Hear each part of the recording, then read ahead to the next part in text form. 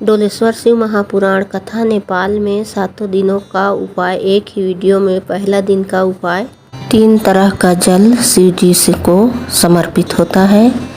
तीनों तरह का जल का अलग अलग महत्व है। पहला जल सादा, घर से पानी लेकर गए, मंदिर पहुँचे और शिव जी के शिवलिंग पर अर्पित किए। तभी हम अपना घर का पता बता दिए भोलेनाथ जी को और अपने खुशी के लिए शिव जी से कुछ प्राप्त कर लिए। दूसरा जल के कलश में थोड़ा इत्र डालकर शिव जी को जब समर्पित करते हैं तो घर में कोई व्यक्ति बहुत रोगी है, बीमार है, तकलीफ में है तो उस बीमार व्यक्ति के हाथ का स्पर्श कराकर छुआकर शंकर जी पर इत्र वाला जल अर्पित कर देते हैं और अर्पित करना शुरू कर देते हैं।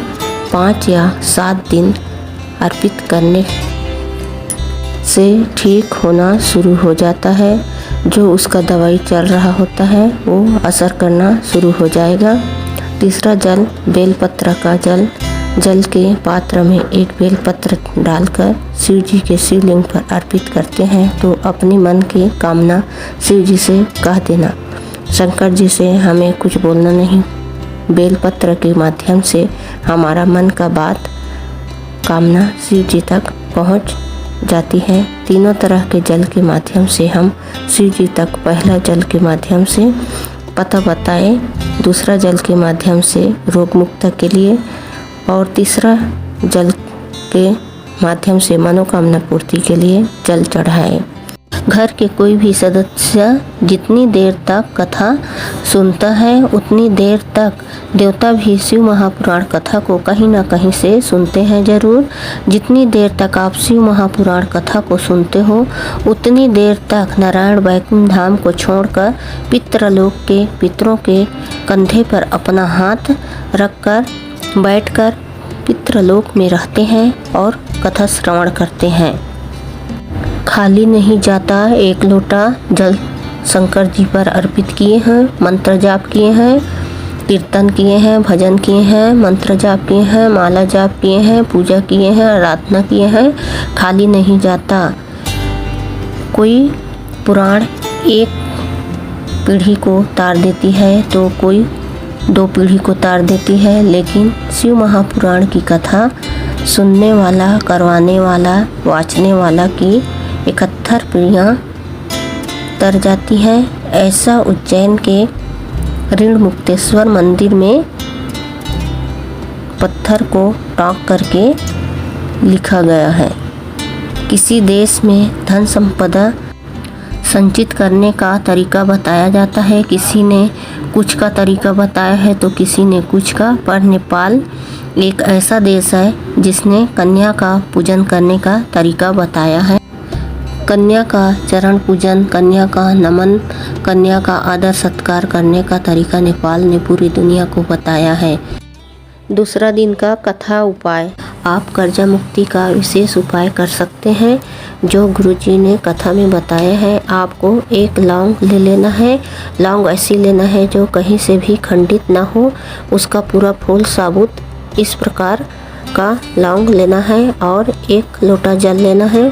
1 लोटा जल के अंदर वो लौंग को आप डाल लेना है और वट के पेड़ के नीचे सुबह के समय आपको जाना है। जो 1 लोटा जल आपने लिया है जिसमें आपने 1 लौंग डाला है वो जल वट के वृक्ष में डालना है।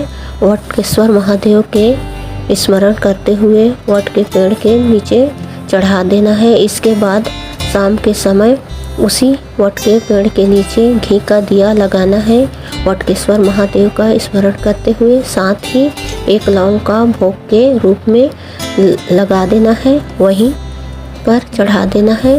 जब भी वट के पेड़ के नीचे जाओ तो वटकेश्वर महादेव का स्मरण करो। साथ ही अगर आपका जितना भी कर्जा हुआ है कर्जा का ध्यान जरूर करो। साथ ही अपने किसी को पैसा दिया है और लौटा नहीं रहा है तो भी ये उपाय कर सकते हैं। और दूसरा उपाय पितरों के मुक्ति के लिए 7 बिंदी वाला उपाय गुरुजी ने एकांतेश्वर शिव महापुराण कथा में चंदन वाला उपाय बताया था, जो कि सिर्फ अमावस्या के दिन किया जाता है। ये बिल्कुल नया उपाय है जिसे आपने कभी भी नहीं किया होगा, क्योंकि ये उपाय कुछ ही दिन पहले ही गुरुजी ने छत्तीसगढ़ के भिलाई में एकांतेश्वर शिव महापुराण कथा में बताया था।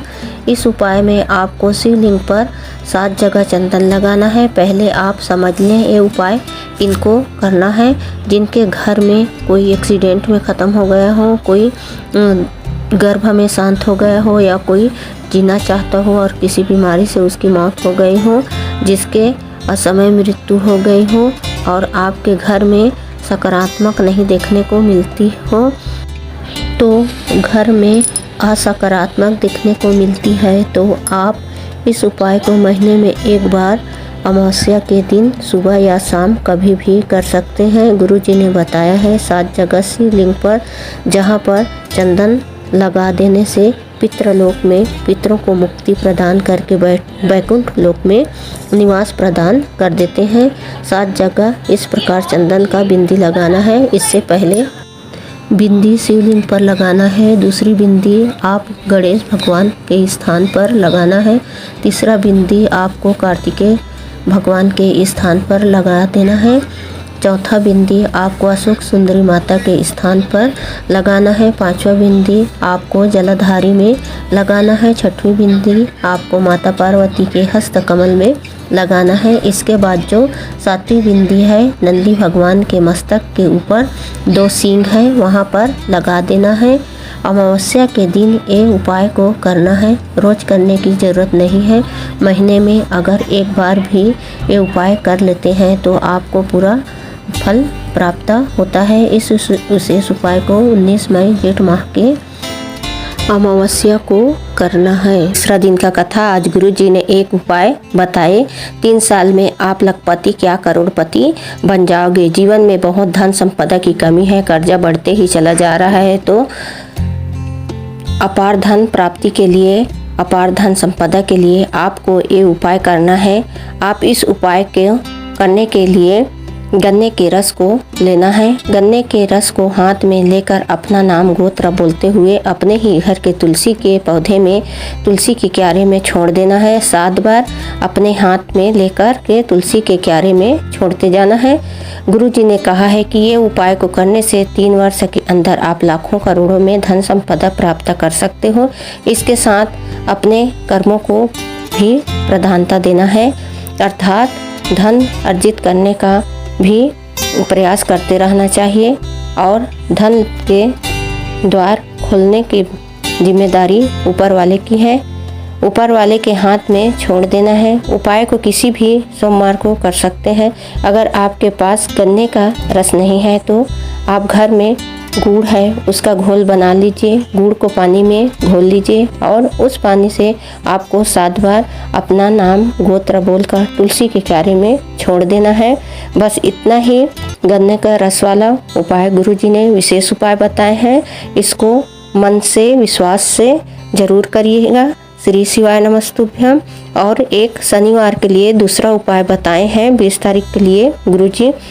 20 मई शनिवार का दिन है, जेठ माह की प्रतिपदा तिथि। गुरुजी ने एक गोल बाती का उपाय बताए हैं, उसे आप शनिवार को कर सकते हैं। गोल बाती का दीपक बना लेना है, जिसमें आपको सरसों का तेल डाल लेना है।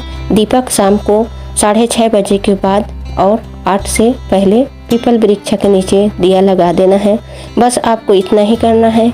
शनि आपको कभी भी परेशान नहीं कर सकते, ये निश्चित है।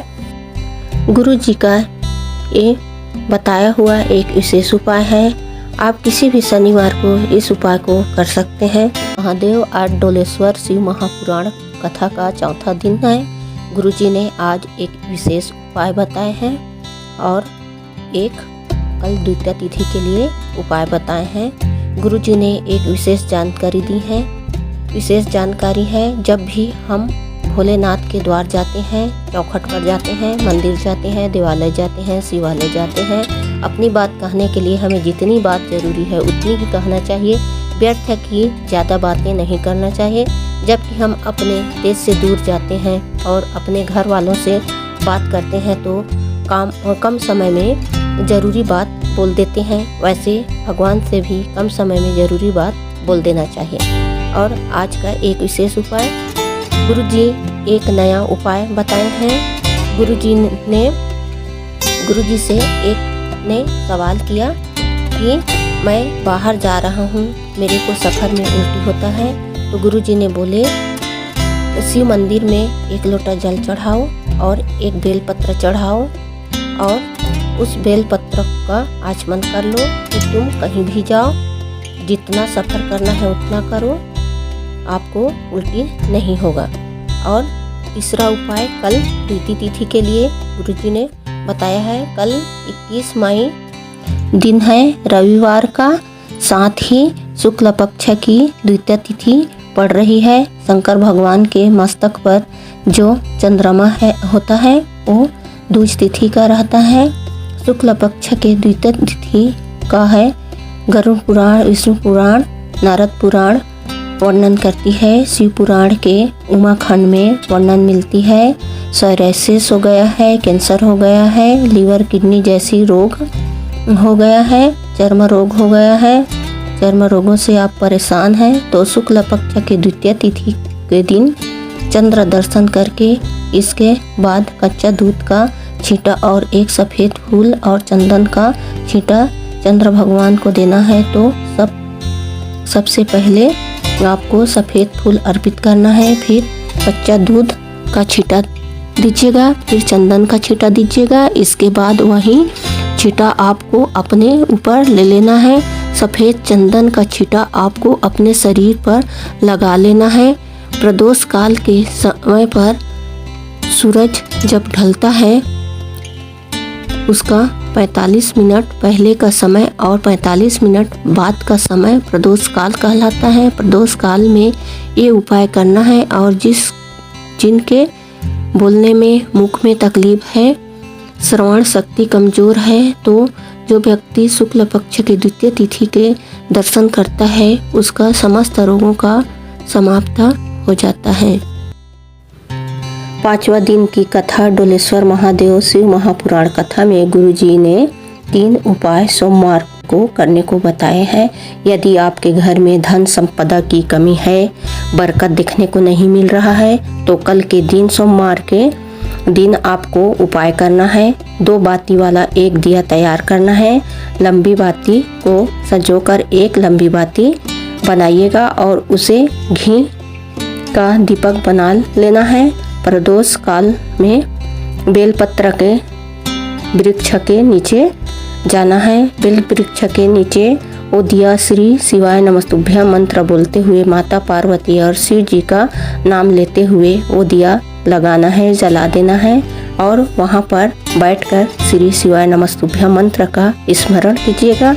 इसके बाद बेल वृक्ष के नीचे की थोड़ी सी मिट्टी रच, 1 चुटकी मिट्टी अपने पास लेकर आ जाइएगा। घर में लाकर रख दीजिए, पटक दीजिए या तो मिट्टी का छिड़काव कर सकते हैं। ऐसा लगभग 5 सोमवार तक करना है। 5 सोमवार तक खुद में फर्क नजर आएगा, स्थिति में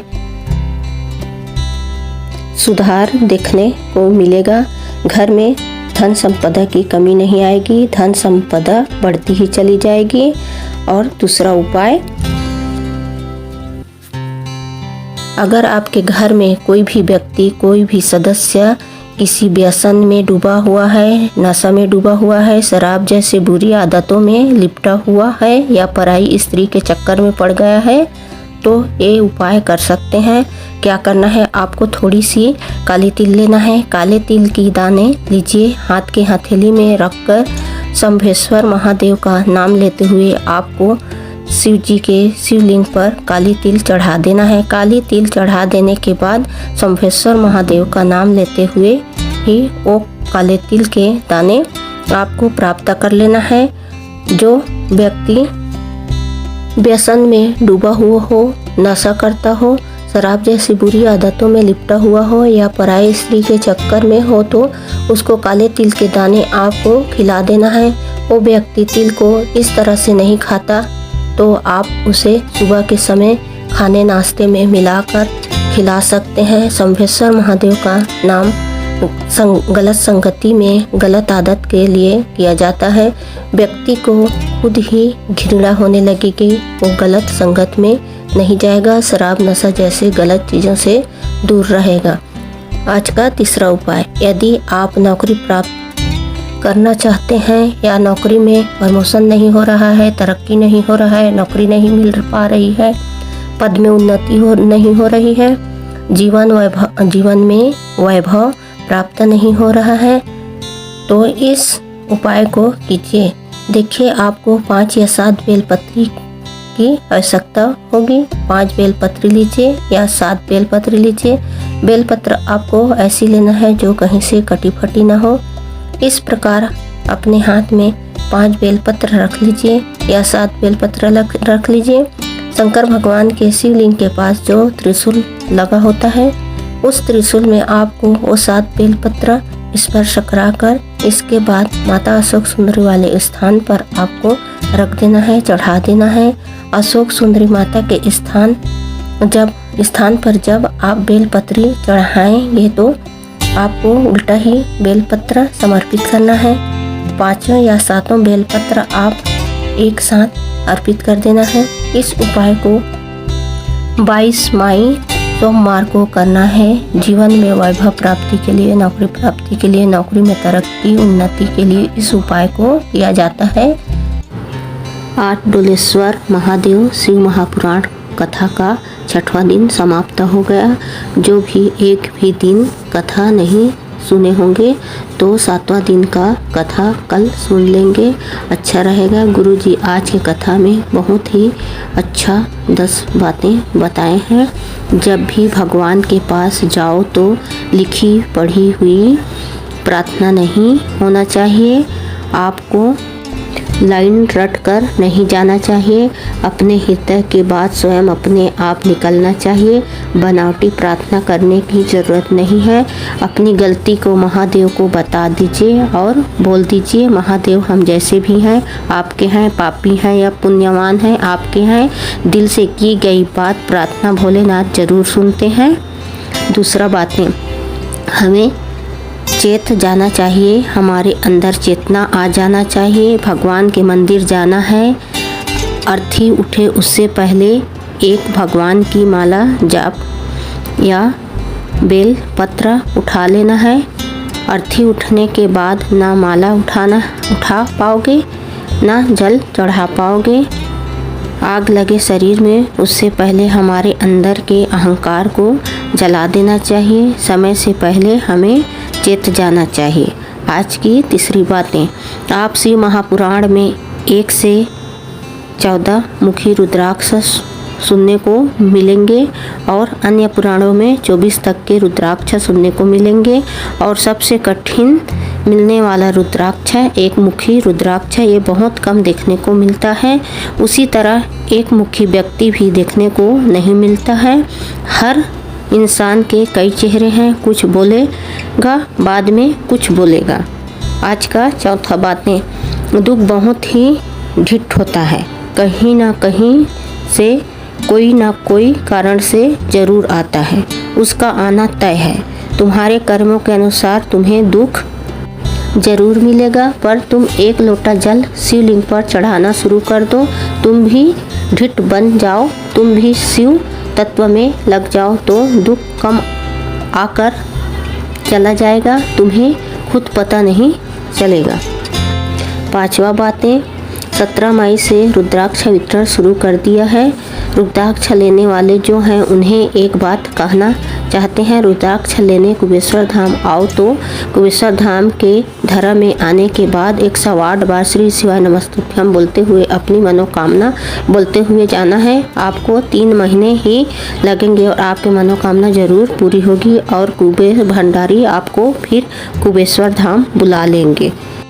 6वां बातें, कुबेश्वर धाम से प्राप्त किया गया रुद्राक्ष को सिद्ध करने की जरूरत नहीं है, वो सिद्ध है। बस उसे सीधे लाल धागे में डालकर अपने गले में पहन लीजिए। और अगर कोई रोगी व्यक्ति है तो रुद्राक्ष को तांबे की कलश में डाल देना है, गला कर रखे या रात में भी गलाने के लिए छोड़ सकते हैं और सुबह उस जल को शिव भगवान के शिवलिंग पर आपको चढ़ा देना है और शिवलिंग में जलाधारी से आ रहे जल को एक कटोरी में झेल लेना है और उस जल को आपको कुंडकेश्वर महादेव के नाम से 3 बार आचमन उस रोगी व्यक्ति को करा देना है और जो रोगी व्यक्ति होता है उसके स्वास्थ्य में लाभ दिखने को मिलता है। 7वां बातें, कई लोग कहते हैं मरे घड़े में जाना पड़ता है, ऐसी जगह पे जाना पड़ता है जहाँ रुद्राक्ष पहनकर नहीं जा सकते। इस पर गुरुजी ने कहा आप कहीं पर भी जाओ, किसी जगह पर जाओ, आपको रुद्राक्ष को पहनकर ही जाना है और रुद्राक्ष को जीवन भर अपने शरीर से कभी भी दूर नहीं करना है और रुद्राक्ष अशुद्ध हो जाए ऐसे विचार अपने मन में बिल्कुल भी नहीं लाना है।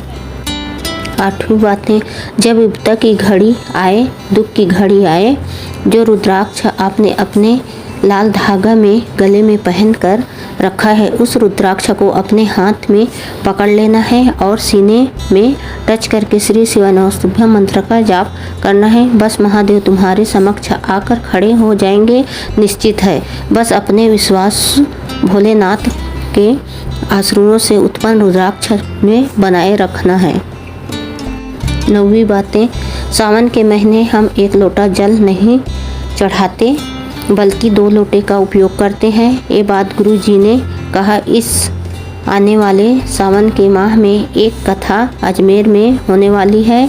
हम अजमान से अनुरोध किया, अजमेर के नज़दीक पुष्कर में ब्रह्मा जी के दर्शन भी हो जाएंगे और ब्रह्म कुंभ में स्नान भी हो जाएगा और पुष्कर में शिव जी के प्राचीन जितने भी मंदिर हैं उनके भी दर्शन हो जाएंगे। इसके बाद गुरुजी ने बताया अजमेर वाली कथा आप पुष्कर में होगी, जिसका आनंद आने वाले सावन के महीने में प्राप्त कर पाएंगे।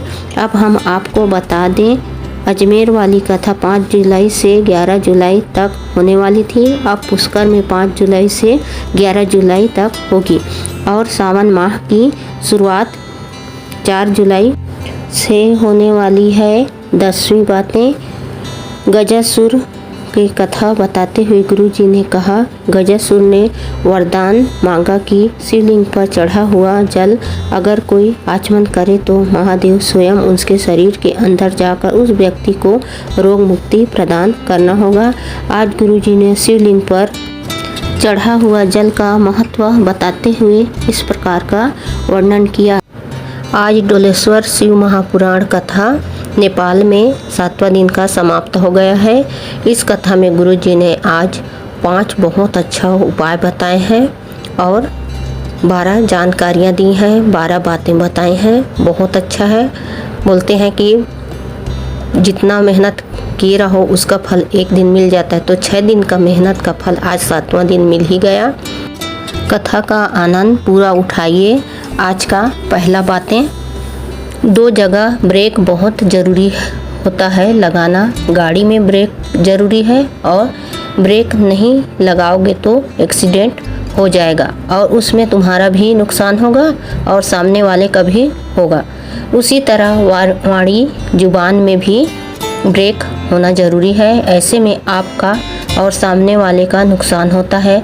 आप कितने ही सुंदर हो, आपका आँखें बहुत अच्छी है, आप बहुत सुंदर हो, मगर आपकी वाणी में मधुरता नहीं है तो आप किसी को सम्मान नहीं दे पा रहे हैं, तो आपकी सुंदरता का कोई मतलब नहीं है।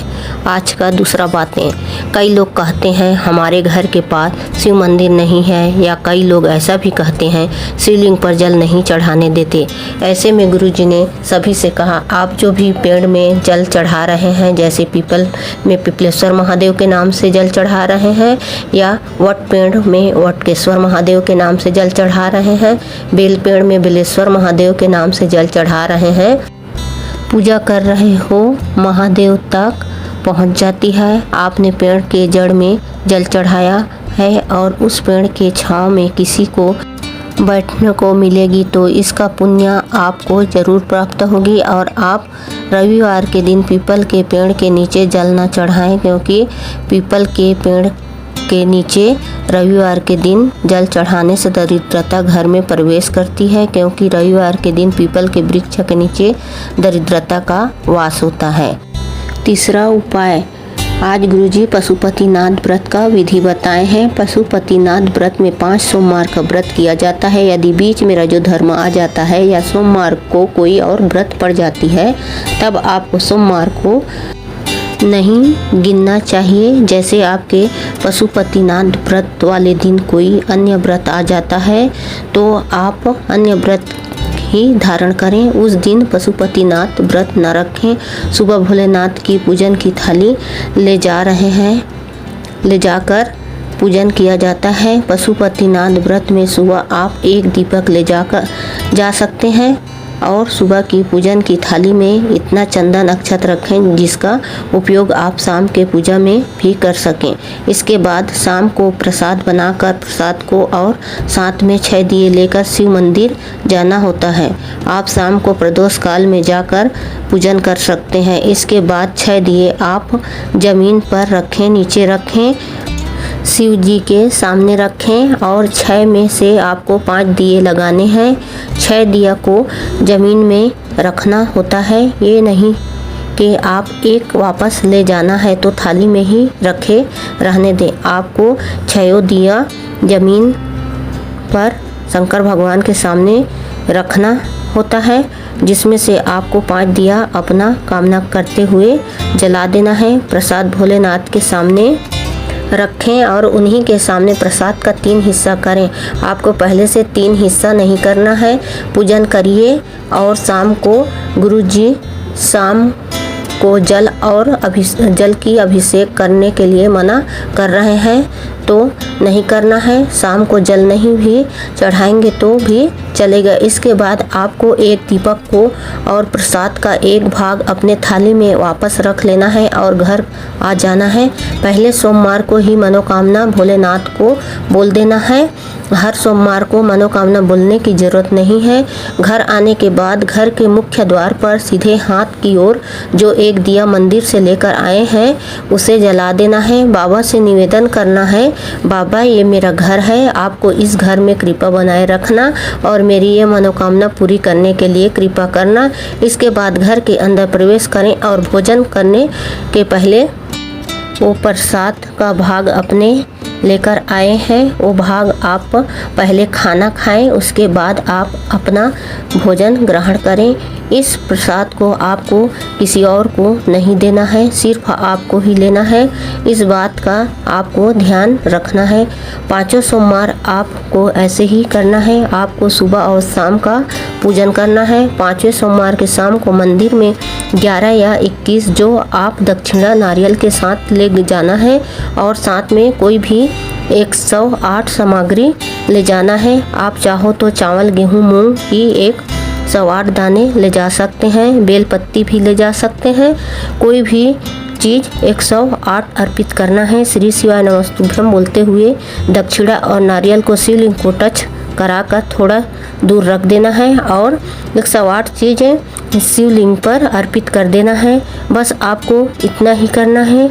जिस मंदिर में पहला उपवास किया हो 5 सोमवार उसी मंदिर में आपको पूजा करना है। यदि आप किसी सोमवार में बाहर गए हैं, जैसे आप उस मंदिर में पूजा नहीं कर पा रहे हैं, किसी अन्य जगह पर गए हुए हैं, अपने मायके चले गए हैं, तो आप उस सोमवार को व्रत जरूर करना पर पूजा नहीं करना, नहीं वो व्रत गिनती होगा।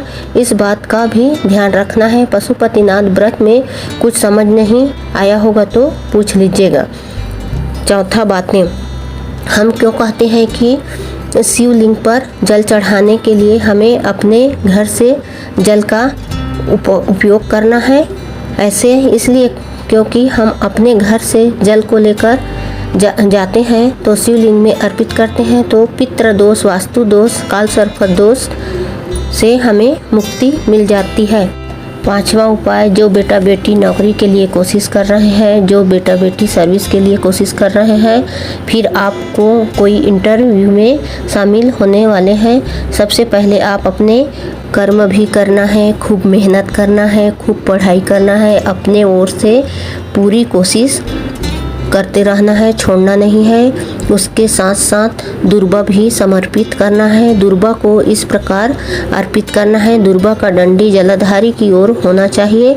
ऐसे शिवलिंग पर अर्पित कर देना है और शिवलिंग पर 1 लोटा जल अर्पित कर देना है।